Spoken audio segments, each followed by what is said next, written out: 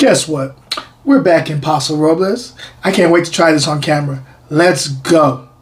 Welcome to another episode of Wine Still of the Week, where I go find a bottle that is under $20 that's punching above its weight class.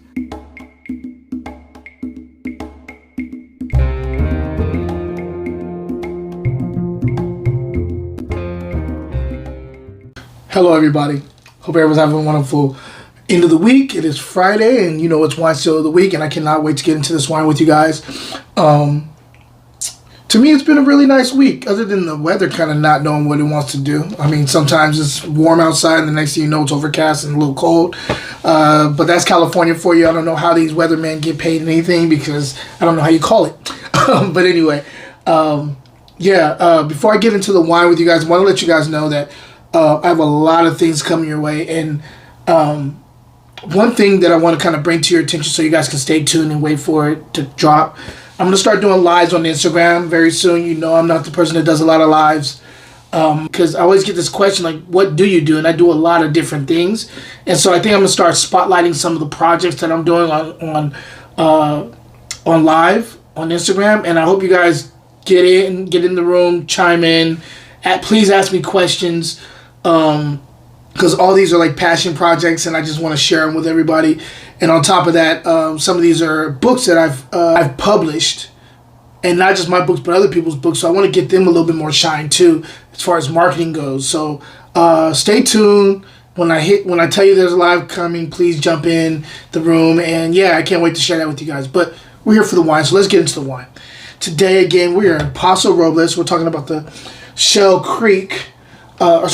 Oak red blend in 2014. It's called the K.A.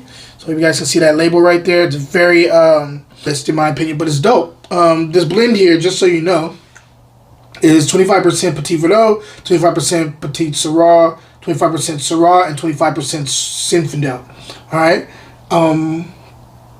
This has very nice packaging, to be honest with you. There's a nice little wax top.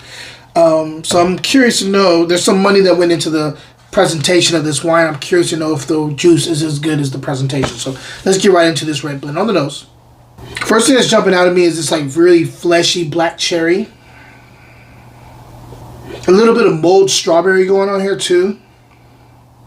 A little overripe strawberry, like more like stewed strawberries. I'm getting some licorice. I'm getting like a little anise going on here as a secondary. I'm getting some plum action, purple plums. I'm getting some pepper here. I'm getting a little bit of herbs here and also a little bit of spice. Let's go ahead and taste it and see if everything translates to the palate. This is a very rich wine. This is definitely full body as structure goes. Acid is medium minus, a little bit like below medium. Tannin is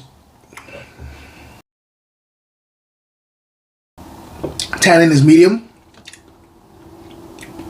Finish is long. Lush on the palate, so it doesn't really dip too much on the palate. That structure. Let's talk about the fruit. Definitely that black cherry is like the star of the show here as it transitions into like more of the mid palate. Actually, I would say second quarter of the palate. You get a little bit of that strawberry that I was talking about, like that stewed strawberries going on. Continues, those fruits come through the rest of the palate, and you get into this kind of like cinnamon spice thing going on in the mid palate, and that extends to the finish. There's also like a little bit of an herbal green note there, but it's a secondary in my opinion on the second to third quarter. On the finish, there's this like kind of nice milk chocolate thing going on. I'm also getting a little bit of vanilla spice here. And then one of the things that's really interesting to me, and you guys know I'm a beef jerky aficionado, I'm getting this nice black pepper beef jerky on the palate. As a secondary, it's beautiful. Kind of just hides under the top layer, but it's there. It's distinct and it's beautiful. Another thing on the structure here that I'm catching is this has a little burn going down. So I'm curious to know what the alcohol is on this. I have not checked it out. I'm thinking it's probably, let me check it. Because, I can feel the burn, but it's like really sitting in the gut. And I told you that's a trick. If I get a burn that's sitting in the gut, and that's where most of the burn is hitting, to me, it's normally about 15 to 16. But I don't know. It is Paso Robles, so it could be there. But, normally people are not going that high nowadays. Who knows? They have a lot of sunshine in Paso, so who knows? Let's go ahead and taste it again, and let me see if I can call it. A nice little tea thing too that's popping up on the finish. I'm not gonna beat around the bush. This is a complex wine. It's just a big boy, and yeah, the alcohol is burning all the way down, and it's sitting there. I'm gonna say this is like 15. This has to be like 15.5, 15, over 15. Let's just go with that just to be safe. Let's check it out.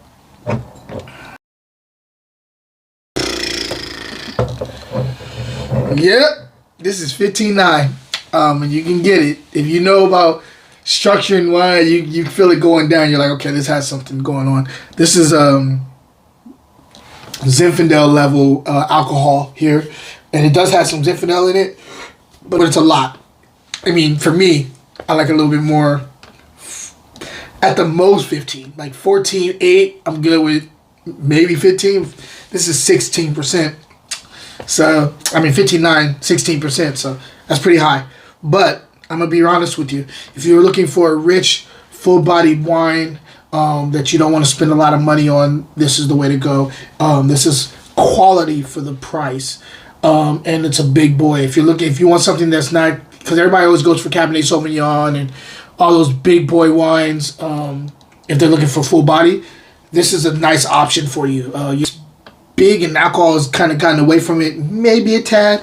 There's some good structure here, and this is a good wine. I'm not gonna bash it. And I would love to have barbecue ribs with this. I think this is a perfect barbecue wine. But if I'm scoring it, I'm gonna go Wine Still of the Week. We'll be right back. It's that time of year again, and you're probably looking for a gift for friends or family members, but everyone has that one person that is impossible to shop for. Go check out my wine-influenced art in my art gallery. I think you'll enjoy it, and happy holidays. Now back to the show. Probably 89 plus on this. Yeah, I recommend it though, and for the price that's still here, I got this. Grocery Outlet just had their 20% off sale, so I got a lot of wines from Grocery Outlet. And so if you have a grocery outlet around you and you can find this wine, I recommend you get it for the full body lovers out there, full body wine lovers out there. And the price on this, I got this for 10. So $9.99 was the price on this wine. So that's a hell of a deal in my opinion for this type of big boy wine. You don't normally, when you get something that's more full body, they tend to be a little bit more expensive. So this is a good way to go. Other than that, guys, holiday season's coming up. I highly recommend you checking out my studio, my gallery, my art gallery. I have a lot of, everybody has those friends that are hard to buy for the holidays. Why not get some art, put it on their wall? So, and my prices start at $45 minimum, and they go up depending on what size you want for the type of art that I offer, the wine inspired art. So go check that out.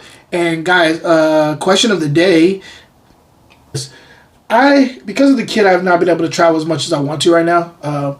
One place I'm really kind of wanting to go to as soon as possible is I want to go out to Sacramento and go to the regions out there, some of the wine regions, and taste through the tasting rooms over there. If you've been to Sacramento and places around that area, what is your favorite label in that area? And I will put it in the comment section, and I will hopefully be able to take some of those labels with me when I go up there and visit and check it out. I want to probably take the train up there and work the whole way up there, drink some wine, and then get over there and go taste and then come back home. So let me know what you think. Let me know what are some good labels in that area. And until next time, guys, cheers.